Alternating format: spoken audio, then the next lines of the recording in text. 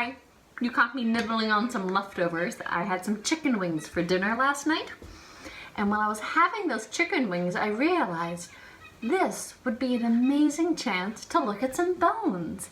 This is our skeleton week at the Montshire at home, and you may have access to skeletons you never thought of. Because what we're going to be doing today is looking at arm bones. You have some major bones in your arms, a humerus bone, a radius bone, ulnas, finger bones, wrist bones. But it's really hard to open you up, so I thought, hey, we should use some dinner to do some science.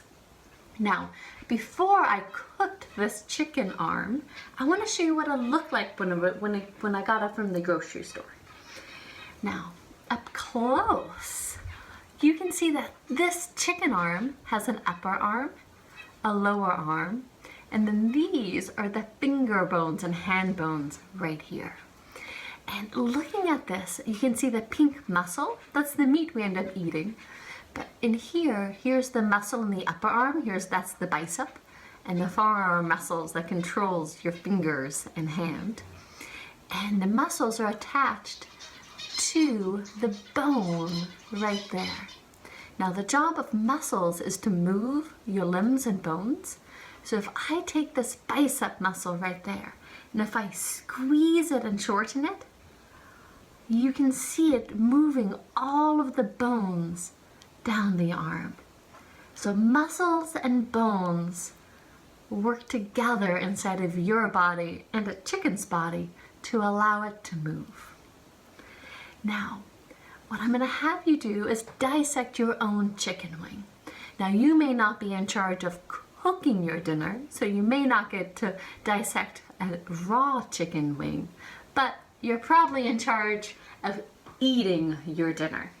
So what I'm going to have you do is eat a chicken wing, and we'll do some science with the leftovers. Now this wing, all of the muscle was eaten off of it, and I can see the bones. Here's that big humerus bone in the upper arm, and there's even a surprise. The lower arm has 2 bones in it. The fingers are a little hard to see, those finger bones, and that's because the skin is so tight on it. I'd have to somehow get that skin off to see them. And your chicken wing, sometimes they don't include the hand at the grocery store. Sometimes you only have the upper arm and the lower arm in your chicken wing at home. Now this one, you can see how all the bones are still connected together. In addition to the muscles and the bones in an arm, there's a few other parts of your muscular and skeletal system at work here. Holding the bone to bone are ligaments. I can pull really hard on that chicken wing, and I can just break that strong ligament right here that was holding him together. The other thing I can see on there, this is a good view. The other thing I can see, do you see that bouncy white material right there? That's the cartilage that is at the end of each of your bones. If you're still growing your arm and leg bones, that's also where the growing plates are in your bones too. So your bones grow longer from the ends. That cartilage protects those growing plates. It protects the end of the bones, and it allows the bone, it's really, really slippery. It allows the bones to slide over each other at the joints. So we've seen muscles and bones, cartilage, that ligament holding the bones together. There's also a few tendons you can see that we're attaching the muscles to the bone. So there's a lot of anatomy inside of a single chicken arm. Now this, if you haven't noticed, is a little messy and sloppy. We can make the bones even easier to see. This is going to be your project.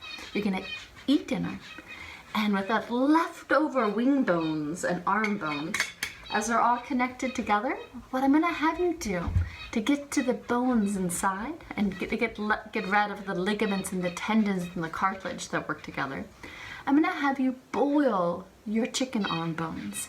Boil them in water for 10 minutes and then let it cool completely so it's not hot to the touch at all.